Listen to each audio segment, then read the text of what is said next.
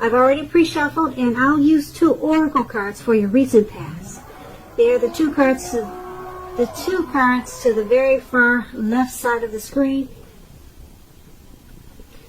Then I'll go through the present, how your person is seeing you, how you see them, and why this is all happening. So, Leo, in the recent past,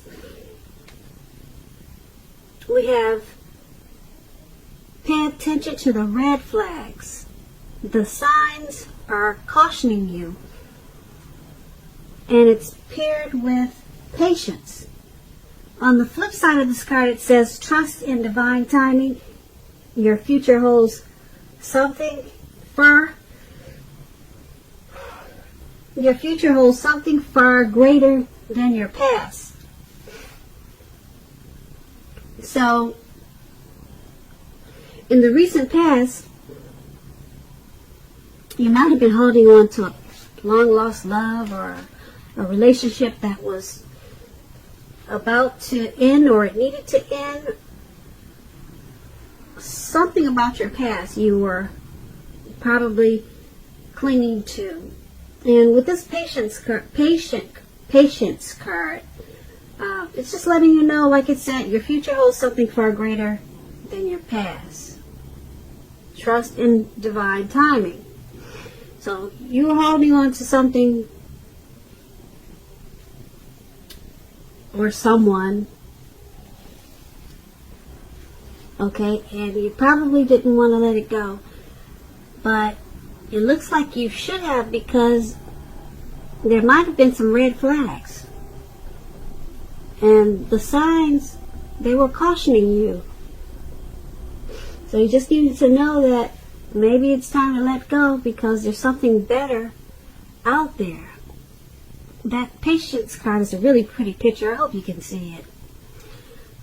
This lady's walking, looks like an ocean. She's walking towards the ocean. It's beautiful.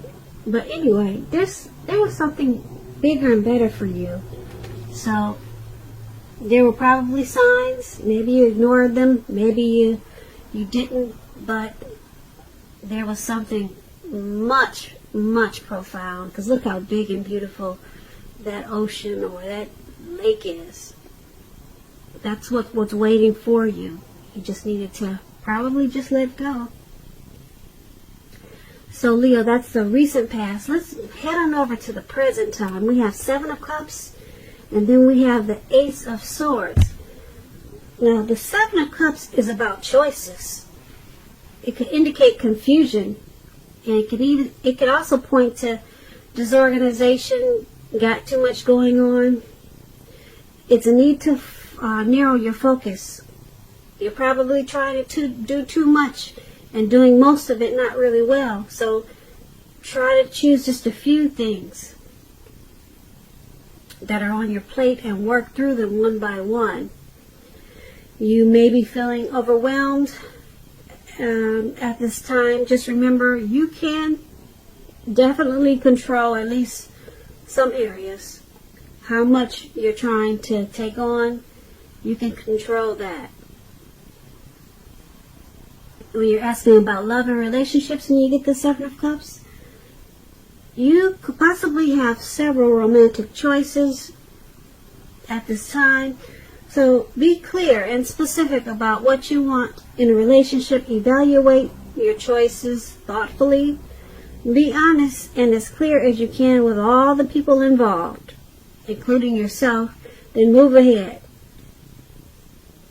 Just remember, with the 7 of Cups, you have to beware of falling in love in a rush, because that rush happens only at the beginning of a relationship. And no relationship does that rush ever last. Good relationships, even soulmate relationships, they'll settle into a less rush-based comfort zone at some point. That does not mean that you have to stay in a rut. So just remember that. So this 7 of Cups, it's paired with the Ace of Swords. Now the Ace of Swords is about new beginnings, possibly on several fronts. Sometimes this new beginning can be started by a separation of some kind from a relationship, from a job, from a situation. Just know that as anxiety producing as such new beginnings can be, that underneath it all is good beneficial energy that's getting you to where you want to go. This Ace of Swords, it calls on you to not be afraid to take a leap if it's in your best interest. And when you're asking about love and relationships and you get the Ace of Swords in a reading, it can mean that you're ready to start something new.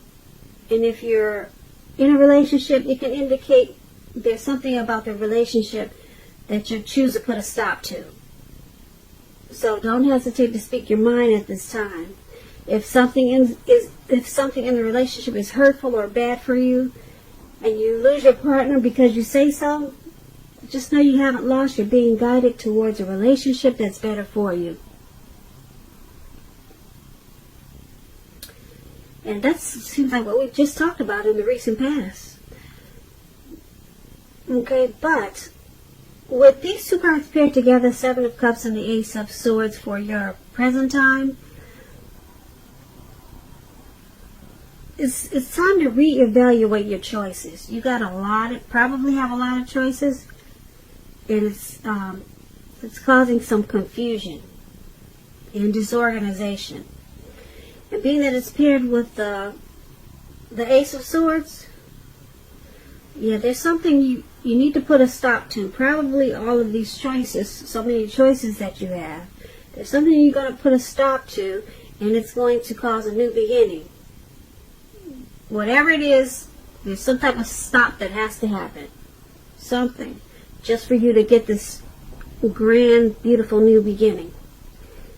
Okay, so that's for your present time. Let's move on down. Take a look at how they see you, the person you're dealing with. We have the Five of Wands and the Three of Swords. Now, to explain the Nine of Wands, it indicates anxiety and worry, being keyed up, burdened over certain issues, or keyed up over concerns. With this Nine of Swords, the first thing to do is to take a deep breath, calm down. Don't let things that you worry about overwhelm you. Take it one day at a time, 1 hour at a time. At least some of the worries, they'll likely turn out to be imaginary, just all in your head. So get very specific on what you're afraid of and pick it apart. Ask yourself, what is the true likelihood of the worry actually happening? Comfort yourself, and if you need help, don't hesitate to ask for it. Now, when this Nine of Wands is talking about relationships and love, it's important to remember that no relationship can stand up to constant nagging, picking, dissecting. It can't stand up to constant turmoil. So try to give your lover some breathing space. And if you are in a relationship and committed,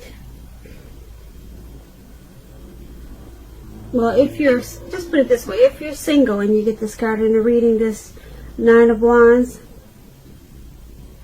just understand that the time may simply not be right for you for a relationship at this time. There are things probably about yourself that you'd like to change. This will be a good time to get yourself whole, to get yourself together emotionally, so that when you're ready for a new relationship, that the person that you attract into your life, they're whole, they're together also. So don't be in too much of a hurry at this time with the Nine of Swords coming up in your reading. The Nine of Swords, your person is seeing you like that. They're seeing you as stressful about the connection. You're worried about something about this connection. It's causing you anxiety. That's how they see you. And being that it's paired with the Three of Swords, to explain the Three of Swords, it's not the end of a relationship. It doesn't have to be, but it does almost always point to relationship difficulty and pain. In order for the relationship to survive, both parties have to be willing to work on the relationship and talk about it. You may find that someone you thought cared about you is not as loving as you had supposed. So don't take it too personally or dwell too long on the pain. If this is the case, you're being guided to a relationship that's right for you. And we talked about that in the recent past also. And we talked about that in the present. So, you're being guided to a relationship that's right for you. You cannot force something or something to be right. You cannot force that. So, your person is seeing you as this Three of Swords and the Nine of Wands, like I said, with a lot of anxiety, worry. You're stressed about this connection. And being that you got the Nine of Swords, you probably... there's relationship difficulties. That's how they're seeing you. That's how they're seeing you with this connection. So they also see you as possibly shutting them out. So that's how they view you. Like I said, doesn't mean it's the end of the relationship, but you have to communicate just to make sure that the relationship survives. Talk a lot about the relationship. Let's move on down and take a look at how you see them. How you see the person that you're dealing with. You see them as the Empress and Judgment. Now, the Empress is the type that does not play by the rules. She has her own way of doing things, her own ideal of what is right and what is wrong in any and all endeavors. That does not mean she'll always get her way, but she is a reminder not to ignore her creative side or intuitive side. The Empress is about coming abundance, but don't make a mistake of thinking that will always mean financially. There are many types of wealth and riches. The Empress can actually encompass any or all of them. All of the different types of wealth and abundance. The Empress can encompass all of them. And when you're talking about love and relationships and you get the Empress in your reading, it's a very potent time for love. And you could find men and women alike suddenly finding you far more attractive, both for friendship and romance.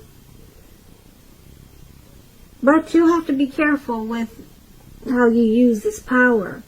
Don't underestimate its potency. If you're single and you get the Empress in a reading, and you're looking, then this is a time when love, true love that is, could very well come your way. So you're seeing your person as this Empress. You're seeing them in the connection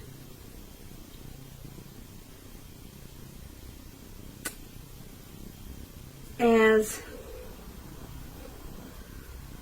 becoming sweeter. You see the connection becoming deeper and more truer. So you see it as becoming more like a deep love, because the Empress is about potent, really strong, powerful love. So you're seeing them as,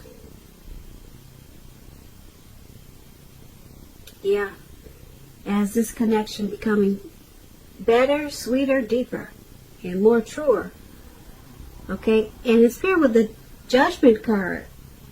Now, with the Judgment card, if you're already in a relationship, it could be a make or break period. It's time to get very clear about what you want out of it.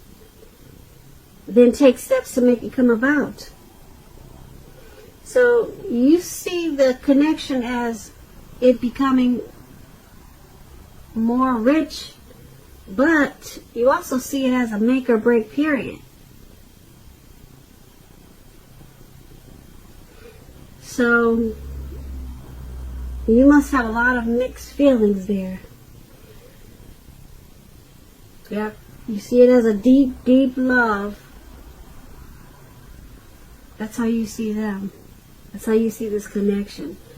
So you must have a lot of love for this person.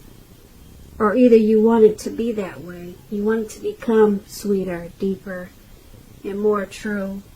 But you also know that this connection is at a make or break stage. It could go either way. Now let's find out why this is all happening. We have the Six of Cups and the Fool card. Okay, with this Six of Cups, it's about nostalgia, looking back on how things used to be.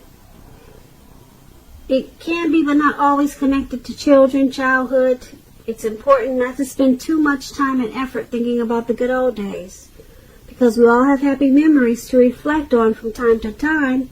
But if we start to think that the best of all the years have gone by, then that can become a self-fulfilling prophecy. Now, when we're asking about love and relationships and you get the Six of Cups, it can indicate that a relationship may need to be refocused towards the future. So talk about your goals and dreams. Try new things. It's going to be important not to stay stuck in the past. Also, on occasions, this card, it can signify the reappearance of a long-lost love. So, why this is all happening is because I don't know if this person is someone from your past, but it's about being with someone out of familiarity. I'm going to say this crazy. Familiarity, out of being familiar with them. I can't say that word right for anything, but anyway, it's about sticking with someone because you're familiar with them, because you have happy memories with them, probably from the past. Yeah, so it's happening because of those two things, and then it's also paired with the Fool card. Now, we all know the Fool card is about open-hearted energy, the innocence of a child. It's about taking a leap of faith, trusting to step into the unknown. So this is all happening because you're with each other out of being familiar with them. Like I said, it sounds like a past person, you know, or someone that maybe you've been with for a long time, and you guys have like a lot of happy memories from the past, or from a long time ago, or just a lot of happy memories, and it's just comfortable and familiar. And this Fool card, it's happening because of the Fool card too.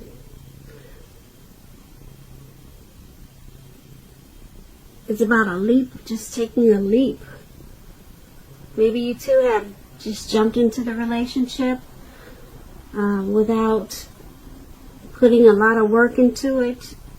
So everything is happening because of those things. There was a leap of faith taken towards this relationship. Maybe in the beginning, maybe it's happening now. There's some type of leap. Someone just jumped right on in. Okay, and now you two are together because it feels familiar and you guys have happy memories. So Leo, that's what I have for you today. I hope you enjoyed this reading. There'll be a link below of the extended version of this reading. I'll go over much more I just want to say I thank you so very much for watching. Please comment, subscribe, hit the notification bell so that you'll be notified when I post my next reading. I hope that you're having a wonderful 2020, and also I hope that you have a beautiful February.